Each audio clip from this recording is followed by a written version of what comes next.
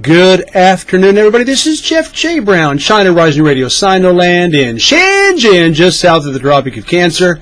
Got a real nice cultural article and podcast for you today. Traditional Chinese medicine, also known as TCM, making big comeback in China. Pictured above. If you don't have to go far to see TCM, traditional Chinese medicine, being used in the Chinese's daily life.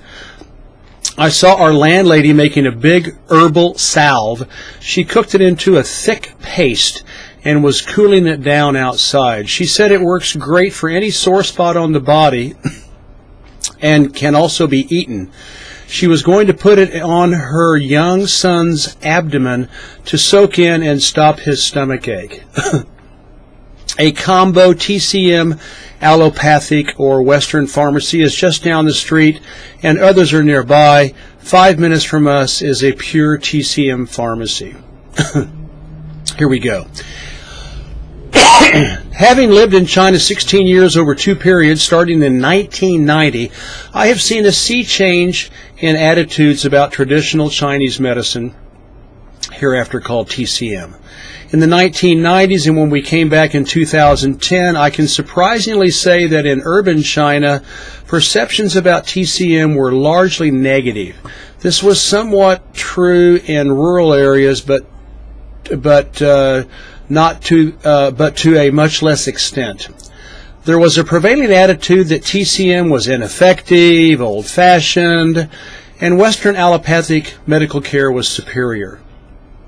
During the Mao era, 1949 to 1978, China made such incredible gains in popularizing medical care across the countryside. In 1949, life expectancy in colonized, Western exploited, and, in parentheses, imported from the UK and US, end of parentheses, drug-addicted China was around 35 years of age, a shocking and sobering statistic for any country to swallow. By 1978, it rocketed to 65 years of age, with China's groundbreaking Barefoot doctor program, which as a model revolutionized medical care around the world, national vaccination programs, and hundreds of thousands of clinics and hospitals built to the four corners. During the Mao era, TCM was widely promoted in rural areas, less so in the cities, especially as time went on. At the same time, China rapidly developed allopathic drugs, antibiotics, modern surgeries, intensive care, and all the various specialties like ear, nose, and throat, orthopedics, and pediatrics. Given the geopolitical landscape during the Cold War, I think China was smitten with a little bit of the, quote, "we can be just as good as you itis," end of quote, when it came to medical care, and that meant using Western medicine. At the same time, the Mao era was also working hard to teach Chinese to reject, quote, "old ideas," end of quote, that held back their human potential, like dogmatic Confucianism, elite education, and ivory tower thinking. I can appreciate the socio-political gambit, but it is too bad that TCM became branded as inferior and ineffective in the process, and that Western medicine was modern and better. There are regional differences. TCM is much more popular in southern China than in the north, and it goes without saying rural folk like their millennial cures more than the city slickers. I have definitely noticed a healthy amount of urban snobism. We educated, sophisticated, big city geniuses are way beyond that crappy old TCM. When the Barefoot doctors hit the hills and mountains of China, TCM, first aid, traditional cures, basic Western medicines, analgesics, some antibiotics, etc., and preventative medicine / sanitation were all they had, but it still transformed the people.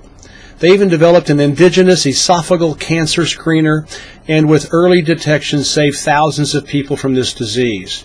Barefoot doctors were on the front lines to help eradicate tuberculosis, smallpox, polio, schistosomiasis, about which Mao wrote a poem called Saying Goodbye to the God of Disease Number 1.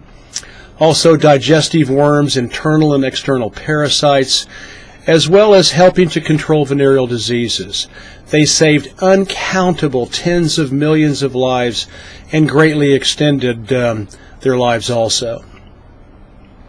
As China's Western medical infrastructure expanded deeper into remote areas of China, these heroes of the Communist Revolution became more marginalized. This, while they were lauded by the World Health Organization, the WHO, the United Nations, the UN, and medical bodies all over the West, including the U.S.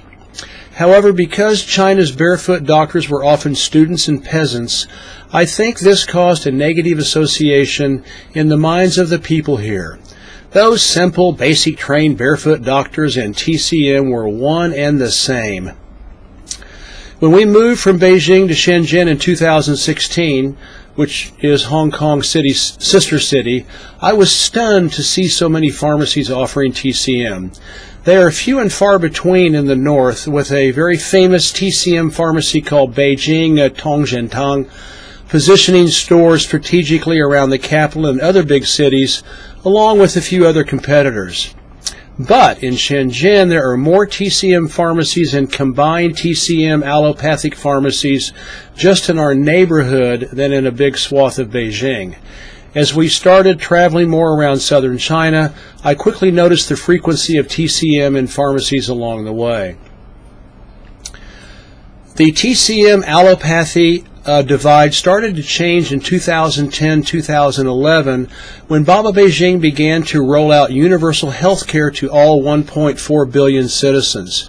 TCM got a big push since it is much less expensive in cost and still widely used, especially in rural areas where most of the citizens lived.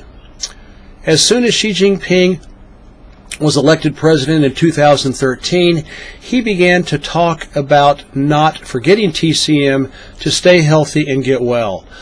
Whenever he talks about the health industry here, he invariably promotes TCM, like in this policy speech in 2016.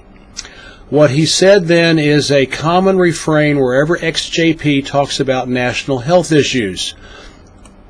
And I quote, "The President particularly stressed the role of traditional Chinese medicine, TCM, in promoting people's health, underlining innovation, as well as coordinated and complementary development of TCM and Western medicine."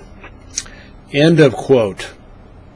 President Xi promoted a national TCM law to codify its licensing and practice in China, which was passed in 2017.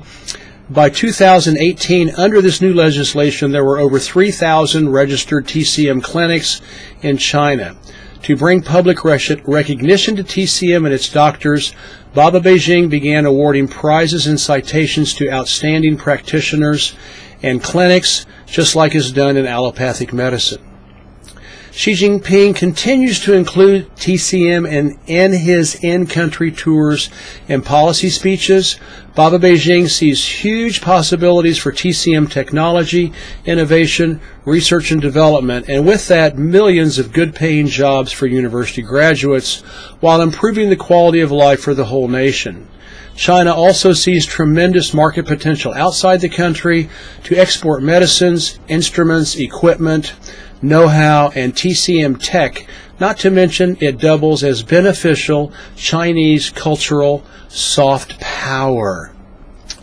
That's everything. Jeff J. Brown signing out. Please make a donation up at the top of the page, and thank you for following. Bye-bye.